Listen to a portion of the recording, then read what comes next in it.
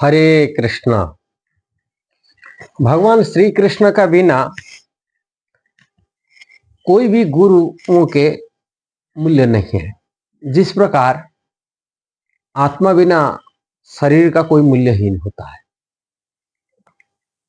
ये कहने का तात्पर्य यही है। आज के जो गुरु पूर्णिमा उत्सव अवसर पर जो चल रहा है, गुरु पूजा चल रहा है, उसके ऊपर मैं कहने के लिए जा रहा हूं। 22 तारीख को गुरु पूजा गुरु पूर्णिमा 2024 का हो रहा है। और गुरु पूर्णिमा के बारे में लोग नहीं जानते हैं। गुरु तथाकथित जो गुरु को जो पूजा करते हैं, जो भगवान श्री कृष्ण का कोई मतलब नहीं है, श्री कृष्ण के साथ कोई संबंध नहीं है।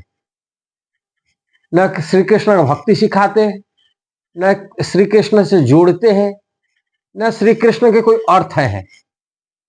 गुरु पूर्णिमा इसलिए मनाते हैं लोग। एक प्रचलित है, गुरु पूजा होता है, गुरु पूर्णिमा होता है। गुरु पूर्णिमा में गुरु को पूजा करना चाहिए। किसी गुरु को पूजा करना चाहिए? क्यों पूजा करना चाहिए? गुरु पूर्णिमा अर्थ क्या है, लोग बिल्कुल नहीं जानते। गुरु पूजा वास्तव की कृष्ण द्वैपायन व्यास की पूजा, जिन्होंने समस्त वैदिक ग्रंथ दिए भगवान श्री कृष्ण को जोड़ने के लिए, कृष्ण भक्ति करने के लिए, कृष्ण प्रेम को प्राप्ति करने के लिए। ये वेद शास्त्र मूल उद्देश्य था। 3 चीजें: कृष्ण से जोड़ना, कृष्ण की भक्ति करना और कृष्ण के प्रेम को प्राप्ति करना। संबद्ध अभ्युदय प्रयोजन इसको कहते। वैदिक शास्त्र यही सिद्धांत है, निचोड़ है वैदिक शास्त्र को पढ़ने का लक्ष्य।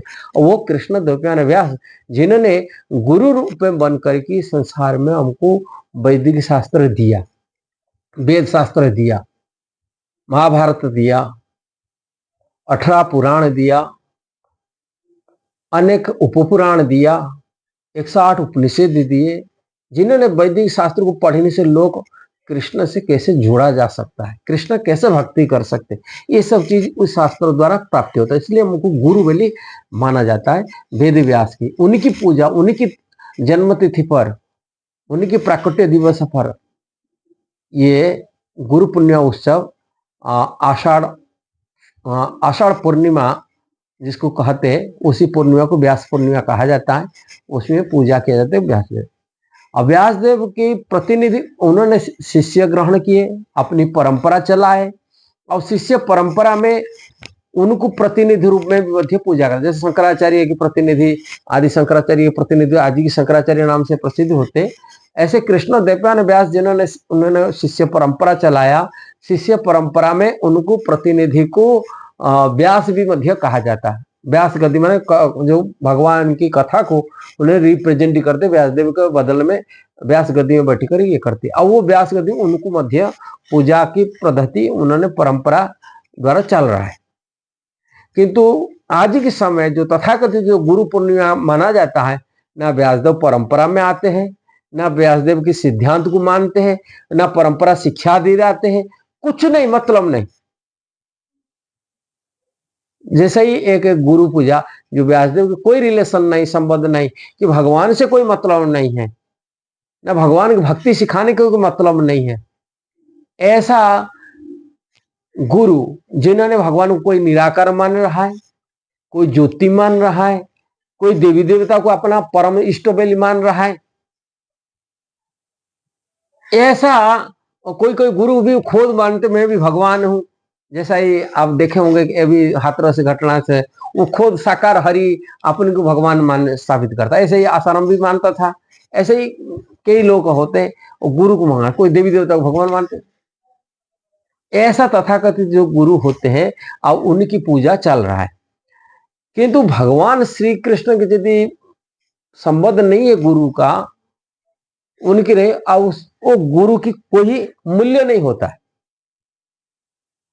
गुरु वही होता जो कृष्ण से जोड़ता है, कृष्ण भक्ति सिखाता है, जिन्हीं के कारण से हम कृष्ण से भक्ति सीखते हैं और कृष्ण के संबंध बन जाता है, कृष्ण से जुड़ जाते हैं, आत्मज्ञान प्राप्ति करते हैं, आत्मकल्याण हो जाता है। आत्मकल्याण तो कृष्ण भक्ति से होता है।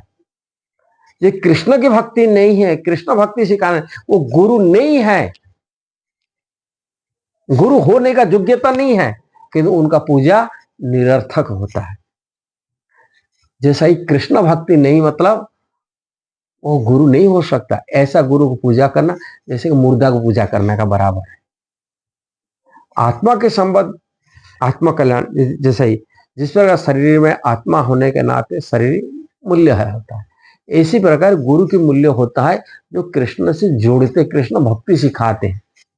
ये कृष्ण भक्ति नहीं सिखा रहे गुरु, ऐसा व्यासदेव का नाम पर, व्यास पुण्य नाम पर ऐसा प्रहसन कराना, अप्रहसन में उसमें शामिल होना, गुरु पुण्य मनाना, गुरु को दक्षिणा देना, गुरु पूजा करना, ये सब निरर्थक है, कोई मूल्य नहीं है।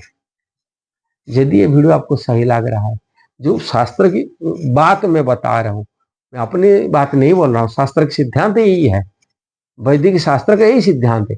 यदि आपको ठीक लगा तो जरूर शेयर करना, सब्सक्राइब करना, लाइक कमेंट देना। हरे कृष्ण।